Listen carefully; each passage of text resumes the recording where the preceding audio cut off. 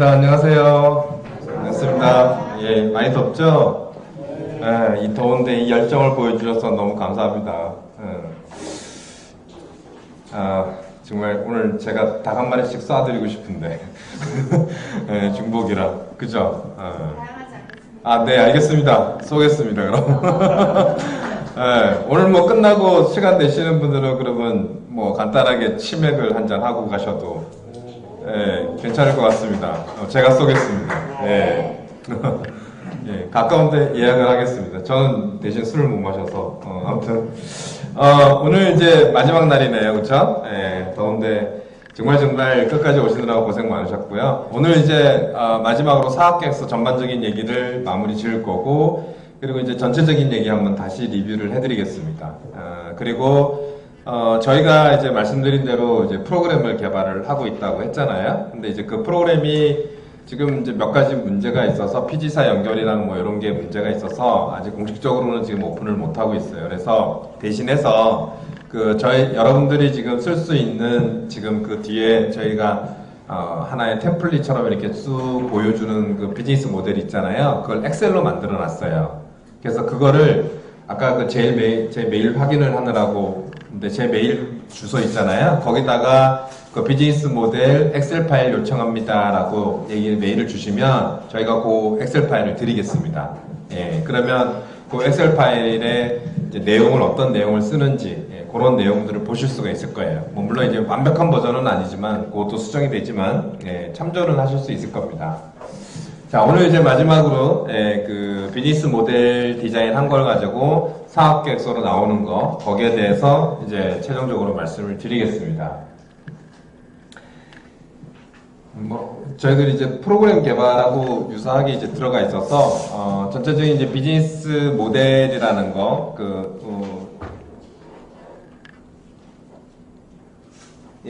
처음에 말씀드렸던 비즈니스 사업계획서란 비즈니스가 뭐냐에서 출발한다. 내가 비즈니스를 제대로 이해하고 있으면 두 번째, 내 아이템을 모델링하고 그 모델링을 시간과 목표에 따라서 수행하는 과정을 비즈니스 사업계획이라고 한다. 이제 그 과정을 전체 이제 이해를 하셨잖아요. 그래서 이제 그 과정에서 이 비즈니스 모델이라는 전체 비즈니스를 모델링하는 이런 템플릿을 저희가 설명을 드렸었습니다. 그래서 앞단에서 보시면 비즈니스란 그러니까 목적, 가치 실현, 가치 증진, 경제적 가치, 사회적 가치, 그 다음에 고객, 그리고 고객이 필요하고 원하는 또는 이것은 문제점, 그리고 기존의 경쟁업체들과의 차별화, 그래서 그걸 눈으로 보이는 제품과 서비스, 이걸 하기 위한 자원들, 그리고 뭘 어떻게 해야 될지, 그래서 결국 고객들한테는 어떤 채널을 통해서 어떻게 알릴지, 전달할지, 이걸 우리는 비즈니스라고 얘기를 했고요. 그래서 그거를 하나의 도표로 그리면 이렇게 비즈니스 모델의 템플릿이 하나 나옵니다. 그래서 고객, 그리고 고객이 가진 문제점, 그 문제점은 기존에 어떻게 해결했는지, 경쟁자들의 분석, 그래서 경쟁자들과 차별화, 경쟁적 가치, 차별적 가치, 경쟁적 가치, 그래서 그거를 프로덕트와 서비스로 만들고요. 그리고 내가 필요한 자원, 근데 내가 필요한 자원을 다 갖고 있지 않기 때문에 파트너십, 그리고 어떻게 해야 될지, 그래서 그걸 가지고 어떻게 고객들한테 전달하고 알릴지, 전체 그림이 템플릿이 결국 비즈니스하고 연결돼 있죠. 그러면 제가 지난번에 왜 말씀드렸잖아요. 비즈니스 모델링이 되면 이게 사업계획서로 바뀝니다 라고 말씀드린 거 기억나세요? 그걸 이제 최종적으로 보여드릴게요. 이제 요거는 다시 한 번 더 리뷰를 해드릴 거고요. 최종적으로 보시면 이렇게 바뀝니다. 보시면 이게 비즈니스 모델에 있는 항목들이에요. 이게 사업계획서에 있는 항목들이에요. 놀랍게도 1대1로 매칭이 돼요. 이렇게.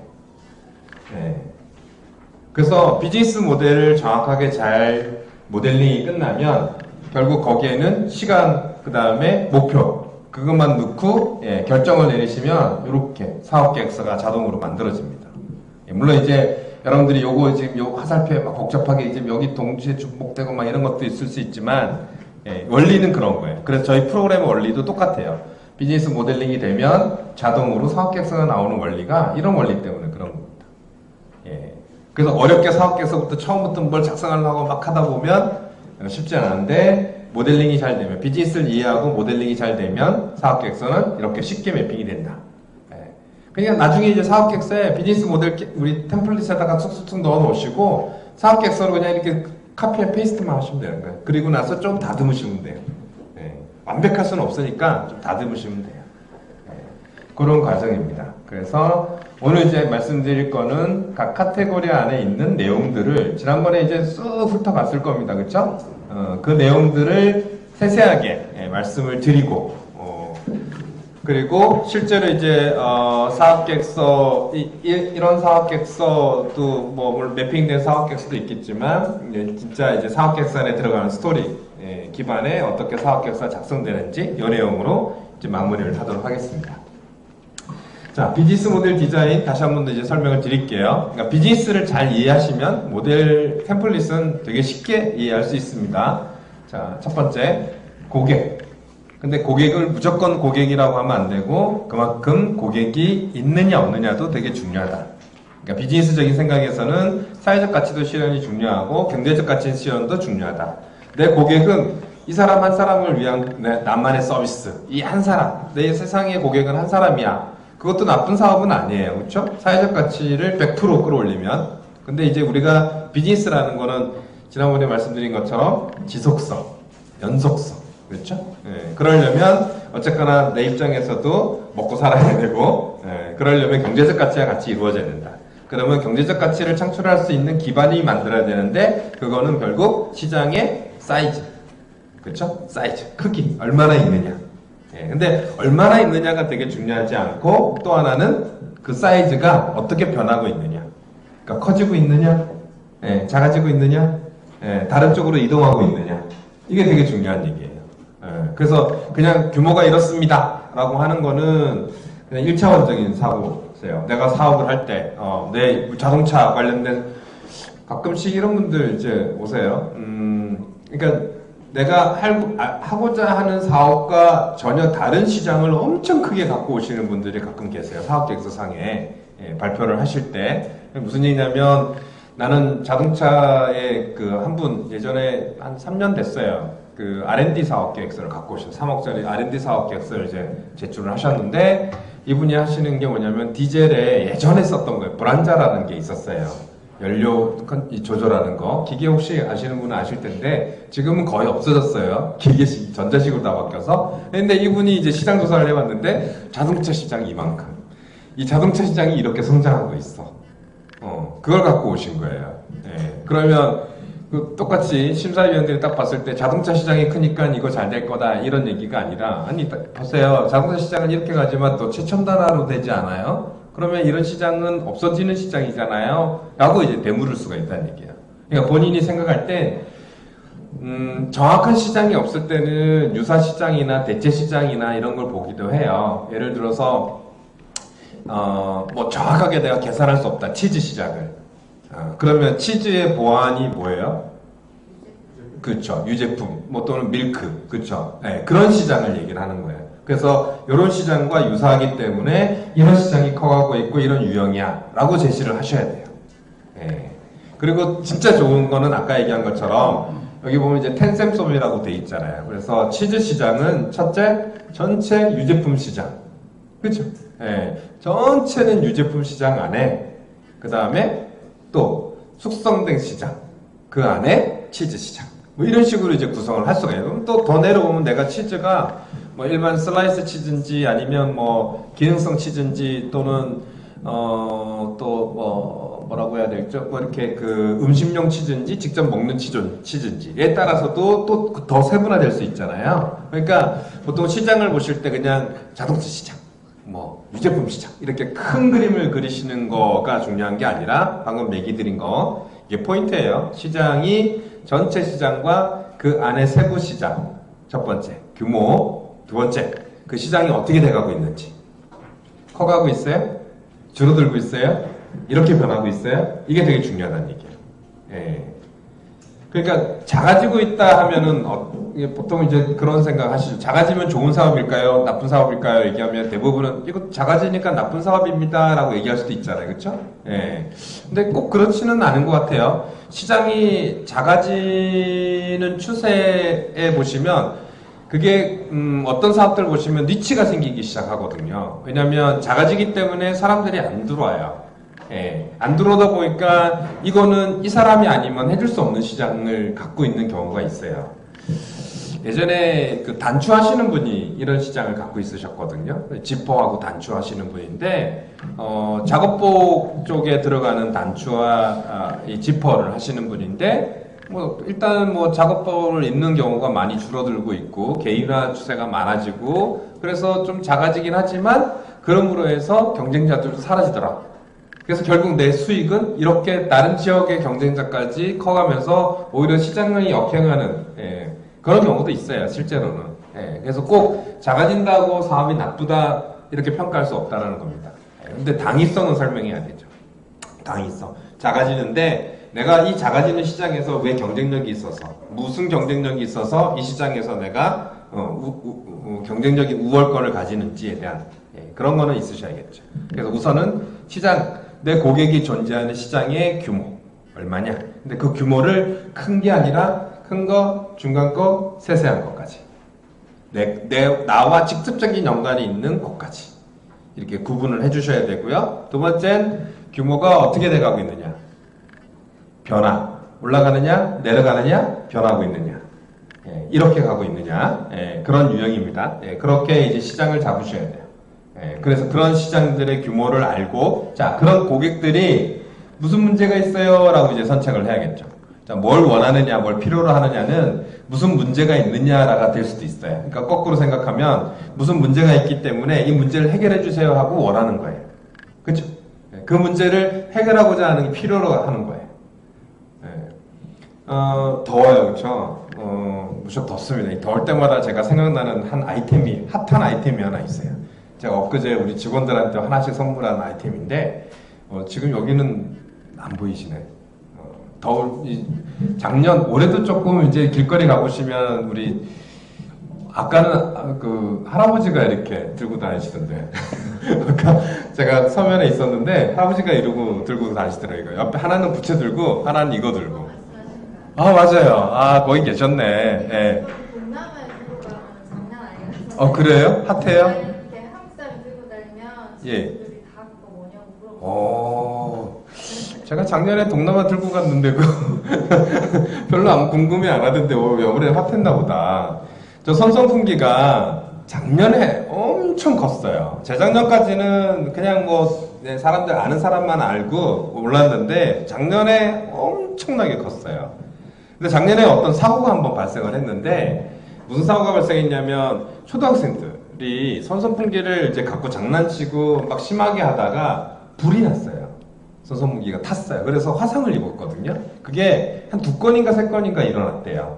그래서 그거 엄마들 사이에 발 빠르잖아요. 정보가. 그쵸? 쫙 퍼지는 겁니다. SNS로. 그래서 작년에 한 7월인가 8월인가 7월쯤인가 아마 사고가 터져가지고 신문에도 나고 난리가 났어요. 그래서 신문에 보면은 중국산 저가 선선풍기 주의 이래가지고 막 떴었어요.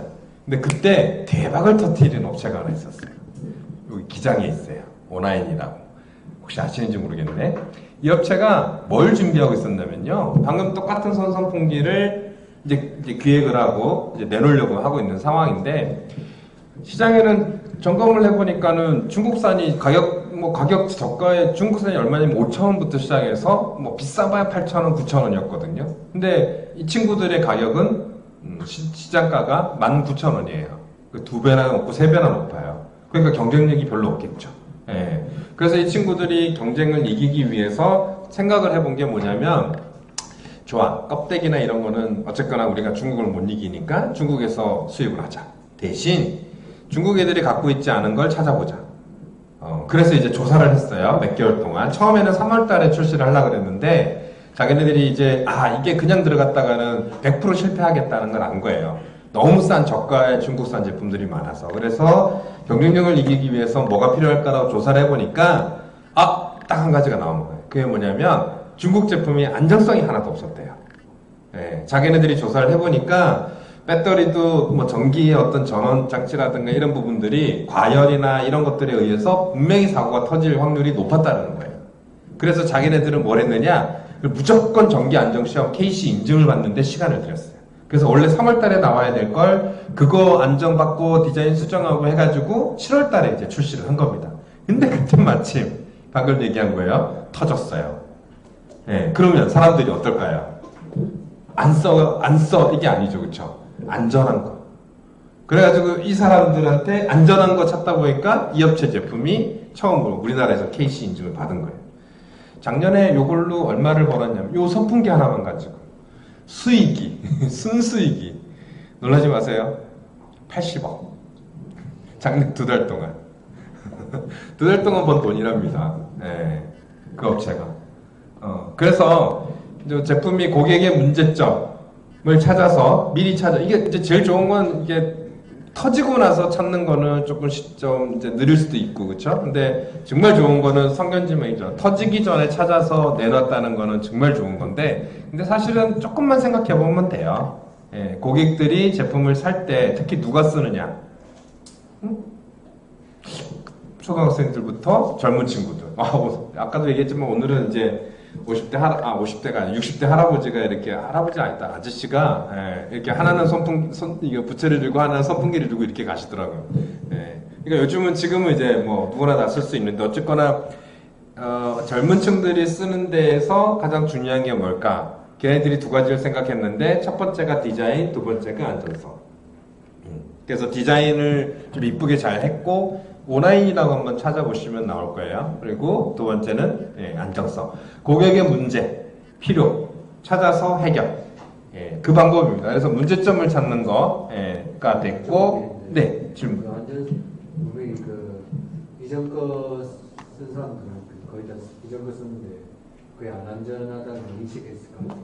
네. 그러면 방금 말하신 그 기장에서 생산된 게 네. 안전하다는 그런 건 어떻게 방금 얘기한 KC 인증, 전기 안전 검사.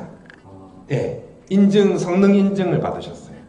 그러니까 유일해요. KC 인증을 받은 제품이 그거 하나였어요. 이전에 그건 없었다는 전혀 없었죠.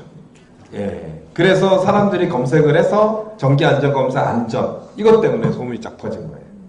예. 그래서 비싸지만 19,000원이나 했지만 5,000원짜리 사서 자기 자식 애기들 손에 불나서 화상 입고 하는 것보단 오히려 그게 낫다라는. 그래서 대박을. 예.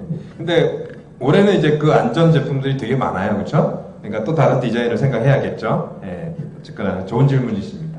예. 그래서 그거를 경쟁자들이 어떻게 하고 있느냐, 문제점을 찾고 방금 얘기한 것처럼 경쟁자들이 어떻게 하고 있느냐, 그 경쟁자들과 내가 어떤 차별을 줄 거냐. 방금 얘기한 거. 시장이 충분해요. 여름이 더워지고 있고, 애기들은 이제 이런 우리처럼 돈이 좀 있으면 은행도 들어가고, 별다방, 콩다방도 들어가서 시원하게 있겠지만, 애들은 그렇지 않으니까 평소에 길거리에서 편안하게 쉽게, 시원하게 할 수 있는 그 문제점, 시간 충분히 있다. 근데, 좀 위험하다. 항상 들고 다니고, 손에 들고 다니고, 열이 많이 생기니까. 그러면 그런 거를 경쟁자들이 어떻게 하고 있느냐. 싸게만 하고 있더라. 그러면 나는 싼 거는 싼 거 사시는 분들이 어쩔 수 없겠지만 그것들이 가지고 있는 안전하지 못한 거, 그 다음에 디자인적인 측면을 개선했다. 그래서 나는 소비자들한테 손선풍기요. 그 얘기가 아니라 우리 거는 안전합니다. 가치 제한. 가치를 주는 거예요. 소비자들한테 어떤 가치를 줄 거냐. 쌉니다. 그것도 가치예요. 예. 그러니까 아까 제가 제품을 이거 손선풍기입니다 라고 그냥 내놓으면 카페, 저커버그가 좋아하는 카페, 제가 보여드렸죠, 지난주에, 그쵸? 네, 저커버그는 어떤 카페를 좋아했죠? 네? 나만을 위한, 그쵸? only one, 나 하나만을 위한, 그쵸? 네, 카페입니다, 커피입니다가 아니라, 커피의 이름도 다르고, 당신만을 위한 레시피. 그쵸? 내가 원하는 거는 그런 거. 나만을 위한 커피네. 예.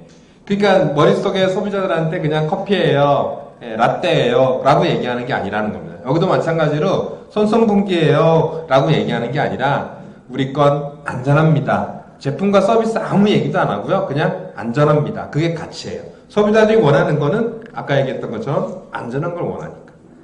예. 그러면 당연히 이 제품을 쓴다는 얘기예요. 근데 손선분기예요 하면 네 말씀하세요. 예. 지금 그 스타벅스라든가 아니면 뭐 커피나 이런 데 보면 센터바 커피 팔지 않습니까? 있고 네. 그 대량 생산하고 이제 가격도 그만큼 오죠. 네. 네. 하는데 그게 포도가 예. 있습니다. 근데 네. 아까 말씀하신 그 커피숍 같은 네. 커피 같은 경우는 예. 커스터마이징한 그런 커피죠. 그렇죠. 예. 그러면 가격 자체가 좀 부담일 것 같은데. 높아지죠. 많이 많이 높아지죠. 방금 말씀하신 것처럼 지금도 얘가 가격이 2배, 3배 가격 높다 그랬잖아요. 가치로 따지는 거예요. 값어치가 가격으로 가는 사람들한테는 벤티가 됐던 고릴라가 고릴라 하여튼 그런 커피를 가는 거고요. 스탠다드화된 커피.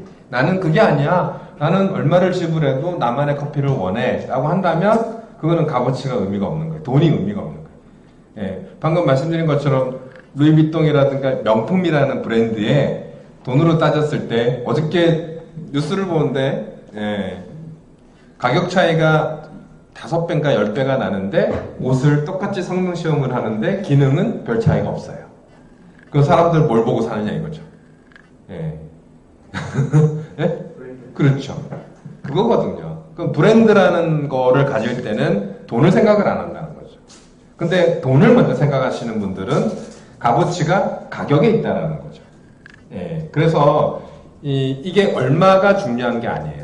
물론 이제 그럴 수 있습니다. 커피 한 잔에 100만 원 하면은 누가 사 먹겠어요, 그렇죠? 그것도 문제가 될 수 있겠지만 그게 이제 합리적인 선에서는 예, 충분히 그 스타벅스 안에 보면은 요즘 유행하는 그 뭐 센터에도 하나 있는 것 같은 그 그냥 스타벅스가 아니고 리저브드 스타벅스인가 혹시 들어보셨어요? 네. 맞아요? 예, 비싸거든요. 근데 가면 자리가 없어요, 항상. 예. 그냥 똑같은 거예요. 나는 똑같이 별다방을 이용하지만 또 차별하는. 예. 그러니까 그런 소비자층을 겨냥해서 예, 한다는 얘기죠. 예. 그래서 그게 마크자커버가 아까 뭐 그 비싸요. 그 커피가 사실은 이제 보통 이제 우리가 뭐 스타벅스 얘기하시면 뭐 5,000원에서 한 뭐 7,000원 정도 하잖아요. 그거는 기본이 8,000원에서 10,000원이에요.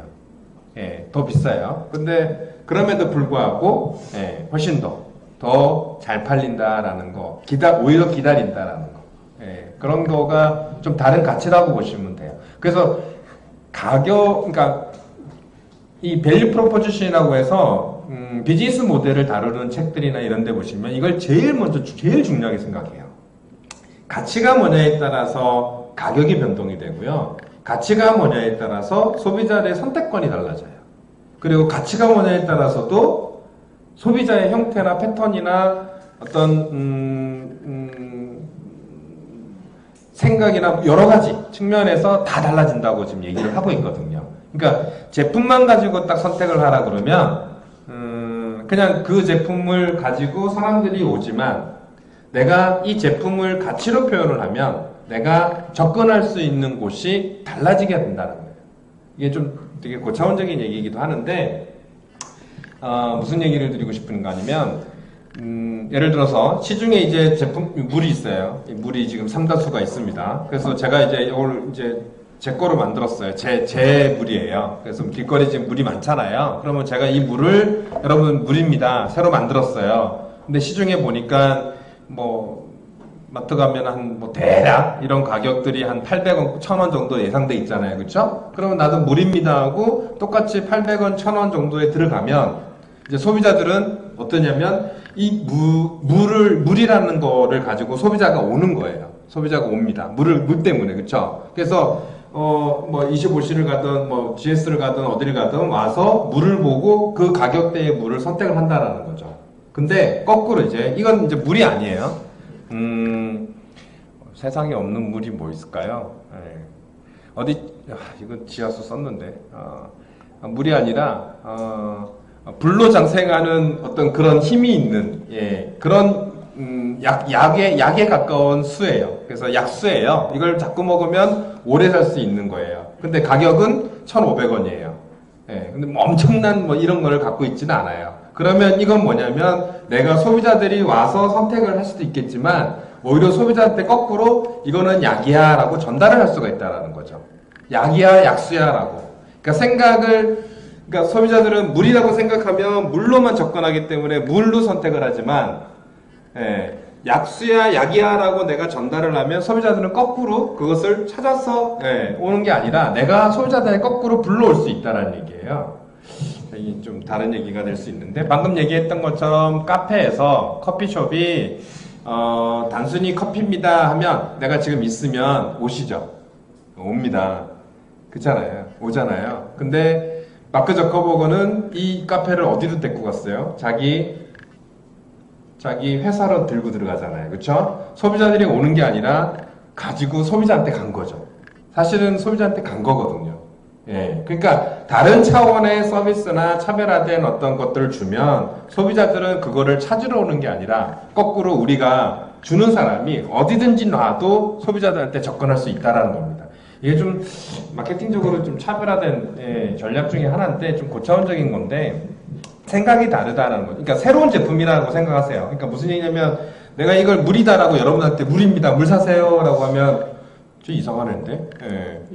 이거 이름도 없어요. 제가 이동규가 만든 물이에요. 물입니다. 사세요. 날이면 날마다 오는 게 아닙니다. 이게 되는 거예요. 이해되셨어요? 그러면 못 믿겠죠. 그렇죠? 안 사잖아요. 살 수가 없죠. 길거리에서 내가 이건 물입니다 하고 막 이렇게 팔면. 그쵸? 이건 어디에 있어야 돼요? 마트에 있어야 되잖아요. 물이니, 내가 살려면 이거를. 그쵸? 그러니까 거길 가야 돼. 근데 이게 불로초야. 불로초면 내가 여러분한테 이제 물로초입니다 라고, 오, 그래요? 라고, 살 가능성이 높다라는 얘기죠. 이해되셨어요? 그런 의미예요. 그래서 차별화된 가치를 주면 굳이 내가 일반 제품들이 진열되어 있는, 일반 제품들이 같이 놓여 있는 플레이스에다가 올리는 게 아니라 내가 고객들한테 직접 전달할 수가 있다. 이런 의미예요. 예. 그래서 밸류 프로포지션이라는 게 모든 비즈니스 모델이나 이런 쪽에서 되게 중요하게 생각하는 이 단어예요. 가치라는 부분이. 생각을 좀 바꿀 수 있다라는 얘기죠. 예를 좀 들어서 더 설명을 드려야 되는데 제가 비디오가 있으면 한번 좀 설명을 드리겠습니다. 자, 그래서 고객이 갖고 있는 문제점, 그래서 그 문제점을 기존에는 어떻게 풀었느냐, 이러하게 풀었어. 근데 그 푼 게 다 풀렸으면 할 말이 없죠, 그렇죠? 그 문제를 기존의 대안들이 100% 해결을 했어요. 그러면 내가 끄집고 들어가는 거는 뭐죠? 그 100%와 경쟁하는 것밖에 안 되죠. 그럼 후발주자가 되거든요. 예를 들어서 이런 겁니다. 시장이 너무 커요. 시장이 너무 커요. 예를 들어서 100개의 시장이 있어요. 100명의 고객이 있어요. 근데 기존의 업체들이 이 문제를 100% 해결을 하는데 커버를 50명밖에 커버를 못해요. 그러면 저는 들어갈 여지가 있죠. 맞죠? 그것도 좋은 사업이에요. 나쁜 사업은 아니에요. 왜냐? 시장의 사이즈는 큰데 공급이 딸려. 그러면 그 공급을 저 사람도 하지만 나도 할 수 있는 능력이 있어요. 뭐 그 사람들하고 비교를 했을 때 월등하게 뛰어나거나 월등하게 떨어지지 않는 이상은 충분히 나도 들어갔을 자신이 있습니다. 너무 뛰어나면 또 돈이 뭐 가격이 올라가거나 뭐 이런 것도 있으니까 100% 해결한다 그랬잖아요. 그러니까 월등하게 뛰어날 수는 없어요. 100% 해결을 하고 있다면. 그러니까 결국 시장이 존재를 하기 때문에 그 시장에 들어갈 수 있어는 오케이예요. 근데 요즘 같은 시대에 그런 시장이 과연 존재를 할까요? 제가 여태까지 이렇게 사업 아이템을 봐도 그런 시장은 제가 지금 확인은 못했어요. 있을 수는 있겠습니다만 제가 아직까지는 확인을 못했어요. 그러니까 잉여 시장이 존재한다. 그건 아닌 것 같아요. 그래서 그런 거보다는 기존에 있는 제품은 100% 해결하지 못하는 게 뭐냐. 예를 들어서 지금의 소비자들한테 50% 정도를 충족한다. 50%는 아직까지도 소비자들이 필요로 하고 원한다. 그렇다면 그 50% 중에 내가 50%를 다 커버를 하면 넘버원이겠지만 다 못하더라도 기존의 제품을 차별화시켜서 한 70% 또는 남들이 해결하지 못하는 특정 부분을 내가 딱 해결해준다. 꼭 이거를 남들이 이런 분들도 계세요. 전체 100%의 문제점을 해결해야 되는데 기존의 문제를 50% 해결했어. 그래서 나는 기존의 50%를 해결하고 얘보다 좀 더 20% 더 해결할 수 있어요. 그것도 좋은 사업이에요. 근데 그것도 좋은 사업이지만 그러려면 기존에 해결하는 그것도 개발을 해야 되고 20% 업그레이드 하는데도 개발을 해야 되니까 시간적인 거, 비용적인 거 창업기업으로서는 별로 좋은 모델이 아니에요. 아닐 수 있어요. 예, 큰 기업들은 좋지만 그래서 이럴 때는 어떻게 하느냐 기존에는 이렇게 50% 정도를 이렇게 해결해 근데 이 50%가 나머지가 해결이 안 돼 그래서 나는 이 50% 중에 30%를 나는 해결할 거야 50%는 그거 해결하고 이 30% 해결해 무슨 얘기냐면 두 개를 다 사라는 얘기야 소비자한테 이것도 사고 이것도 사고 예. 그런 예가 뭐 있을까요? 그런 예가 찾아보겠습니다. 예. 생각을 갑자기 하니까. 예. 그래서 보통은 이제 그 100% 그러니까 어떤 문제를 해결할 때 스타트업들이 보통은 기존의 문제와 플러스 알파를 해서 해결하는 모델을 많이 세우시는데 그거는 사실은 시간적인 거나 비용적인 거나 물론 이제 충분한 역량이 있으시면 몰라도 그렇지 않다면 굳이 그 앞에 것까지 커버하면서 그럴 필요는 없다는 얘기죠. 그거는 경쟁적 우위밖에 안 돼요. 차별화보다는. 그래서 아예 50%는 잊어버리고 나머지 50%에서의 내 영역, 그 차별화, 그걸 찾는 것이 더 문제 해결에 되게 좋을 겁니다. 그래서 어쨌거나 기존에 있는 제품과 서비스가 갖고 있는 문제, 그러니까 하고 있는 것들, 그거를 나는 어떻게 해결할 거냐. 얘네들이 하지 못하는 걸 어떻게 해결할 거냐. 아까 싸게 만들고 선풍기를 만들었어. 나는 비싸지만 그 비싼 거는 이제 경쟁이 아니지만 나는 안전하게 하겠어. 그리고 디자인이 이쁘지 않아? 나는 이쁘게 만들겠어. 디자인을. 이 두 가지가 차별화 솔루션을 제공한 겁니다. 그리고 여기다가는 가치를 제한하겠죠. 소비자한테는 그래서 안정성과 디자인을 겸비한 제품을 만들 겁니다. 그리고 소비자한테 전달할 때는 선풍기라고 얘기하는 게 아니라 안전합니다 라고만 얘기하는 겁니다. 가치를 고객이 꼭 필요한 가치. 가격을 결정해야 되는데 하나는 5,000원짜리고 하나는 15,000원짜리다. 자, 손선풍기입니다 라고 하면은 소비자들은 대부분 야 5,000원짜리가 낫지 똑같은 건데 그쵸? 보통 그러잖아요. 보통 시장에 가서 뭘 고르실 때 보면 똑같잖아. 그러면 싼 거 맞죠? 그러잖아요. 보통은 그러시잖아요. 그쵸? 저도 그렇고 똑같다면 근데 달라요. 다르게 얘기를 했잖아요. 이건 안전합니다. 그래요? 15,000원. 제가 구두가 미끄러워가지고 엊그제 구두방을 갔습니다. 똑같은 소비자예요, 저도. 그래서 구두방을 갔더니 아저씨가 밑창을 딱 보고 이거 되게 미끄러웠을 때는 어떻게 맞아요 아저씨 미끄러웠어요. 그래서 밑창을 다루셔야 돼요. 아 그래요? 네, 알겠습니다. 밑창 갈아주세요. 요거 국산, 요거 외제. 아 그래요? 외제 똑같아요? 그러니까 가격은 국산 10,000원, 외제 20,000원 2배 차이 났어요. 그래서 똑같아요? 그럼 싼 거 할게요. 모르시는 말씀. 국산은요, 이거 한 6개월만 쓰시면 다 닳고요. 이거 비아그라가 아니라 그 뭐지, 비그램인가? 하여튼 그 유명한 거 있잖아요, 깔창 중에. 깔창 중에 그 등산화에 들어가는 뭐 그런 깔창 있더라고, 미끄러지지 않는 비그램인가? 뭔데? 특정 상품을 제가 홍보하는 건 아니니까. 그런 제품. 그래서 이런 명품에 들어가는 깔창입니다. 그래서 되게 안전하고요. 비가 오나 뭐 이렇게 건물에 미끄러운 데 가셔도 전혀 안 미끄럽습니다. 이거는 국산입니다. 국산은 얘기 안 해요. 뭐 어떻고 이건 국산이고요. 이거는요. 이것도 되고요. 저것도 되고. 그래요? 그러면 이거 주세요. 20,000원짜리. 이게 소비자예요. 그쵸? 만약에 뭐 똑같아요. 그냥 똑같아요. 국산이건 외제건 똑같아요. 그러면 좀 이렇게 뭐라 그러지? 조금 이렇게 하고 싶은 사람은 외제를 쓰시겠죠. 어차피 근데 이거 깔창 깐 거 보이세요? 밑에 외제 깔았어요. 이렇게 써놓고 다닐 수는 없잖아, 그렇죠? 그러니까 결국 이거는 기능성. 요거. 보이세요? 보이잖아. 다니면서 이거 외제 뭐 이렇게 할 수는 없잖아요, 그렇죠? 그러니까 소비자가 원하는 건 바로 그런 거예요. 깔창이라고 얘기 안 하고 이거 비아그라, 비그램. 오늘 좀 땡기나 본데요. 뜻침에 이거 이렇게 얘기하는 거. 그래서 그렇게 가치를 제한하는 게 중요하다. 왜?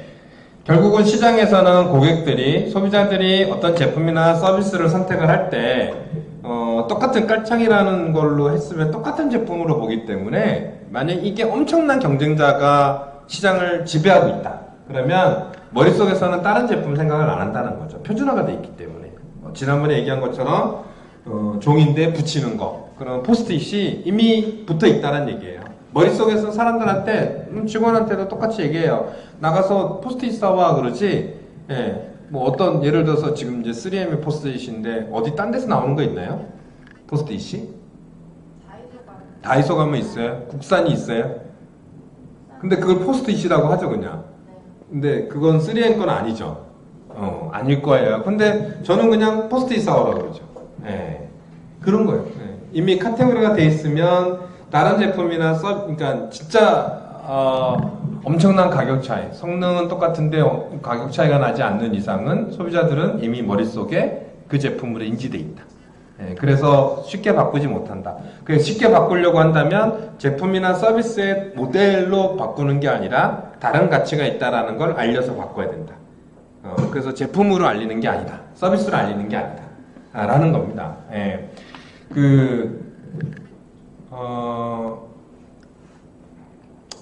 미장원도 마찬가지예요. 갑자기 생각났지만 똑같이 서면에 있는 뭐 철이가 하는 미장원은 엄청 비싸고 동네에 하는 미장원은 싸잖아요, 그렇죠?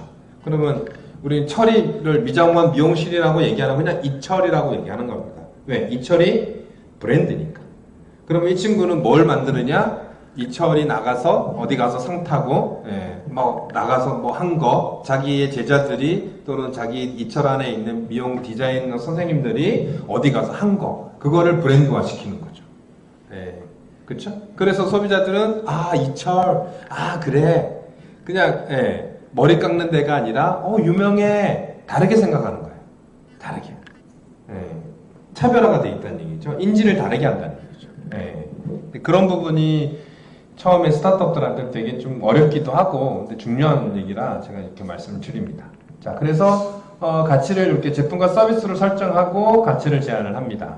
두 번째, 이제 만들어야겠죠, 그렇죠? 만들기 위해서는 이제 뭐 한 바퀴 돌았어요, 그냥 고객 시장이 있고요, 문제점, 필요하고 원하는 거, 그리고 그거를 기존에는 어떻게 했지? 그래서 내가 요걸 새롭게 하면 이렇게 만들어질 텐데 이게 맞는지 안 맞는지도 봐야 되는 거거든요. 이제 저 좀 이따 더 얘기를 하겠지만 이 안에서 첫 번째 도는 과정은 이 제품이 이 문제가 고객이 필요로 하고 원하는 이 문제가 이렇게 해결을 하면 맞아? 라는 첫 번째 검증 작업이 있어야 돼요. 두 번째, 그러니까 이게 이렇게 가서 이렇게 바로 이렇게 돌아가는 게 아니라 이게 이렇게 해서 이렇게 주면 고객이 이거 살 거야? 쓸 거야?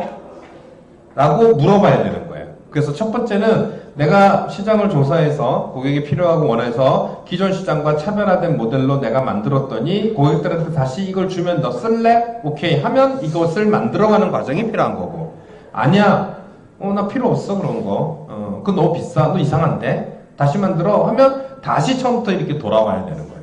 그렇죠? 그게 검증 과정이라고 제가 말씀을 드렸고요. 자, 그리고 일단 그래서 자치 제안을 이렇게 할 겁니다. 그래서 그걸 하기 위해선 자원이 필요하다고 말씀을 드렸어요. 그래서 자원은 총 4가지. 그렇죠? 핵심 자원, 제일 중요한 거 사람. 두 번째, 기술, 차별화. 그러니까 기술이라는 건 제가 엄청난 테크놀로지를 원하는 거 아니라 그랬죠. 서비스 모델도 차별화된다 그랬으니까 서비스. 그것도 다 차별하고요. 아까 얘기했던 죄송합니다. 이철을 한번 생각해 보시죠. 철인의 가게에 가면 그쵸. 인테리어도 다르죠. 그쵸. 고급스럽고. 선생님들도 되게 멋집니다.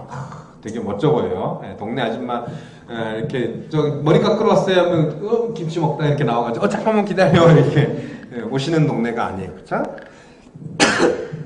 사람들이 갖고 있는 프라이드도 되게 강하시고요. 그것이 눈에 보이지 않는 기술입니다. 그걸 얘기하는 거예요. 물론 이제 제일 중요한 커트하는 기술도 되게 중요할 겁니다. 근데 저도 예전엔 한번 가본 적도 있습니다. 이철 말고 한 분 더 계셨는데 이름을 까먹었네. 예? 박준. 그분 말고 또 누구죠? 여자분이었나? 이가자. 거길 갔습니다. 이 과자도 좀 비싸죠, 그쵸? 예. 이를 갈고 나왔습니다. 난 들어가서 커트하는데 깜짝 놀랐어요. 동네에서 보통 한 6,000원에서 7,000원 깎다가 들어갔더니 2만 몇천 원 날라가. 아니, 저 파마 안 하고요. 커트만 했어요. 그래서 2만 원이에요. 깜짝 놀랐었습니다. 아무튼 근데 제가 그때 커트 머리를 깎았을 때 저는 마음에 안 들었어요. 그 돈 주고 깎았는데. 예, 제 스타일은 그러니까 물론 이제 디자이너가 보는 스타일이 좋았을 수도 있지만 고객이 마음에 안 들었으니까. 그러니까 동네 이장훈이 더 훨씬 더 저는 좋았거든요. 그러니까 커트 기술이 뛰어나다라고 말하기에도 좀 애매해요. 하지만 제가 말씀드린 것처럼 가면 멋있어요. 분위기도 좋고요. 선생님들의 어떤 프라이드와 품위와 이 장비들 한번 보시면 끝내줍니다. 그렇죠? 이것들이 다 기술에 포함이 된다는 겁니다. 그게 그 기술이라는 게 뭐냐? 소비자들이 이런 가치를 느끼게끔 만들어주면 그게 다 모든 게 기술이에요. 예, 기술 들어간 겁니다. 예, 그렇게 생각하시면 돼요. 그래서 기술 자원 그리고 이제 공간이 필요하다 그랬죠. 생산하기 위한 공간, 시설, 예, 시설.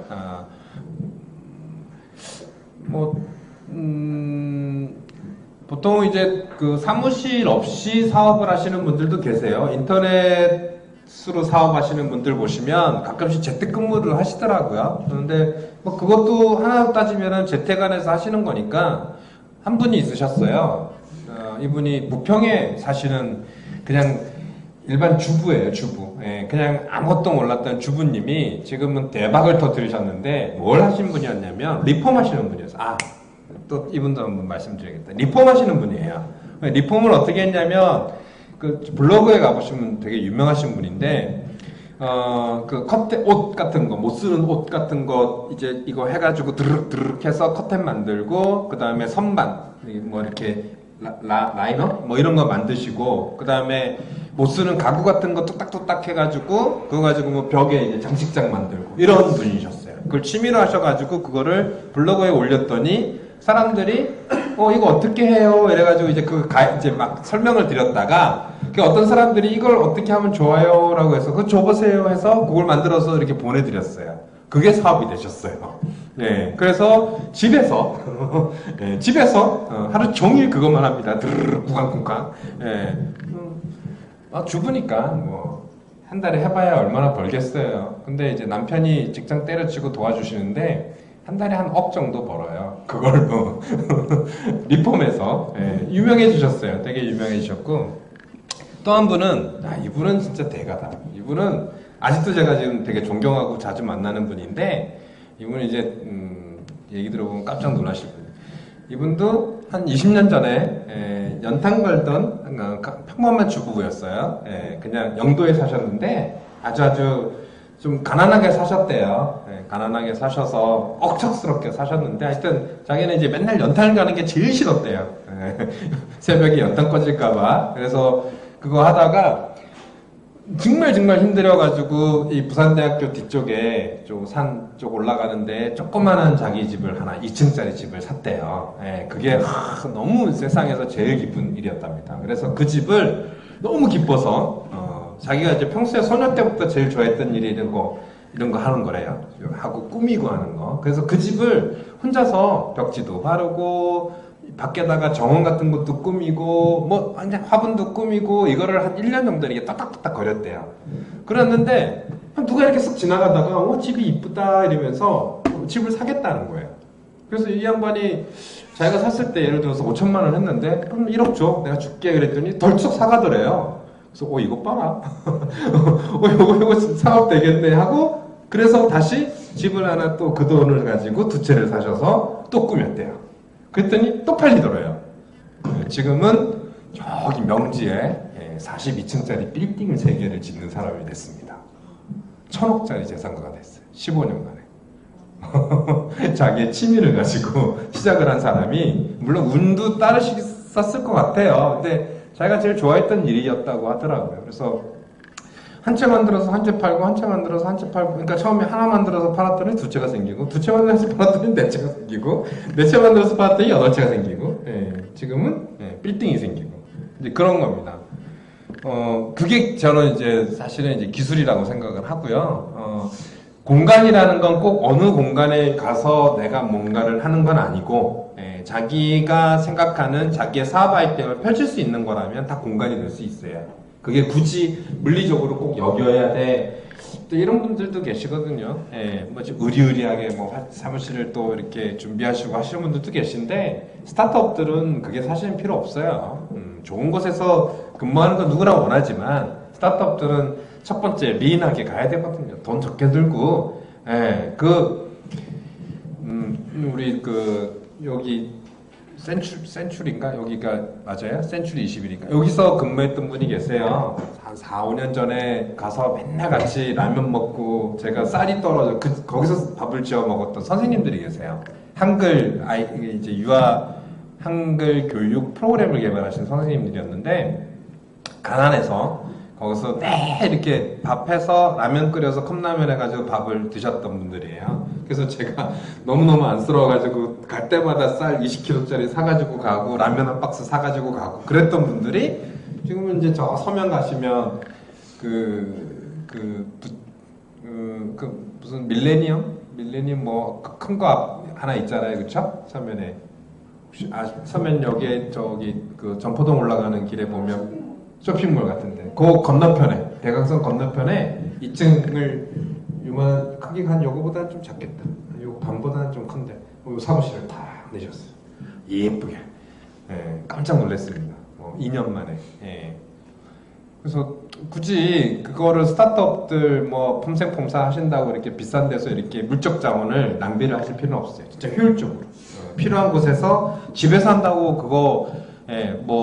그걸 필요 없어요. 전혀. 내 아이디어를 실현할 수 있는 공간이면 어디든지 좋다.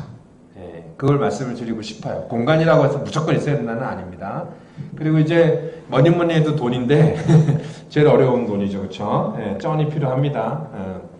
돈은 이제 좀 국가 뭐 어저께 문정부가 또 뭐 대통령께서 갑자기 앞에 맥주 한잔 먹으러 가셨잖아요. 그렇죠? 가시면서 맥주도 한잔 하시면서 사람들하고 얘기도 하고 서민들 뭐 얘기도 하는데 최근에 화두가 좋은 소식은 창업 지원 사업이 대폭 확대됩니다. 올해 내년부터. 그리고 지금 있는 사업들이 대부분 이제 통폐합이 되거든요. 되게 많죠. 사업들 찾아보시면. 여기 가면 이 사업, 저기 가면 저 사업 보면 다 똑같아 보이는데 뭐 다 달라. 근데 그게 이제 거의 하나로 통합이 돼요. 굵직굵직하게 통합이 되고 더 많이 뽑고요.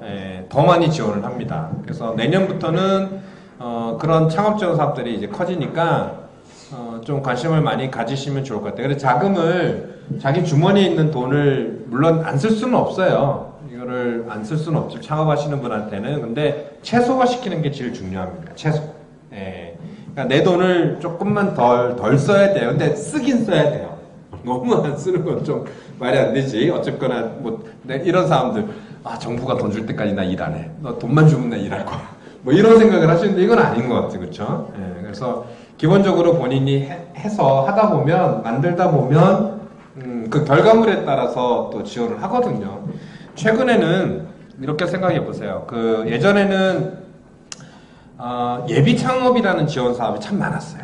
제가 한 4년 전에 심사를 할 때만 해도 창업을 하지 않은 분들, 앞으로 창업할 사람, 창업기가 나 할까 말까 해도 아이디어만 있으면 지원을 해줬어요. 근데 지금은 제가 심사를 해보면 예비 창업자가 당첨되는 케이스가 별로 없어요. 뭐 아이디어 경진대회나 뭐 이런 거에는 사실 뭐 예비 창업자들이 들어오지만 그거 뭐 많이 줘봐야 한 300 뭐 이런 거 그거 가지고 사업 아이템 안 되잖아요. 그러니까 뭐 아이디어 그냥 단순히 좀 실현해봐라 수고했어 뭐 이 정도 경력음이지 그러니까 창업하는 데는 턱없이 부족하거든요. 그러니까 최근에는 예비 창업자들한테 지원하는 게 사실은 좀 많이 줄었다기보다는 잘 못 받아가세요. 그 이유가 뭐냐면 창업자들이 지원을 많이 해서 그래요.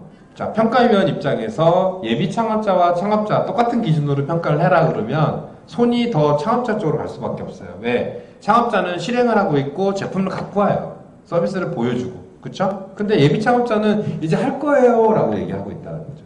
그러니까 그 할 거가 될까? 일단 될까? 그리고 하고 있는 사람들한테 조금만 하면 되겠네? 얘가 난 거예요. 그쵸?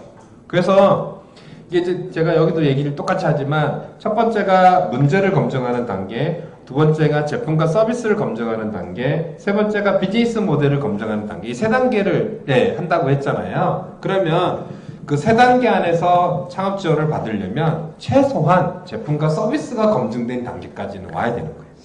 그러니까 제품과 서비스가 시장에서 이런 게 필요해, 이거 만들었어, 이런 게 있어. 근데 내가 시장에서 경쟁력을 갖고 수익을 더 벌려면 얘를 좀 업그레이드 해야 돼. 또는 얘를 잘 팔기 위한 판로를 개척하거나 마케팅을 해야 돼 라고 한다면 그 지원이 충분히 가능성이 있다는 거예요. 예. 근데 이제 문제 검증도 안 됐어요. 이 문제가 맞는지, 이걸 풀어주면 정말 소비자들이 원하는지 그거 잘 모르겠어요. 근데 하면 될 것 같아요. 그러면 심사위원들은 하면 안 될 것 같은데요? 이렇게 얘기를 한다는 거예요. 예. 아무튼 그렇습니다. 지금 한 10분 정도 쉬었다 하겠습니다. 예.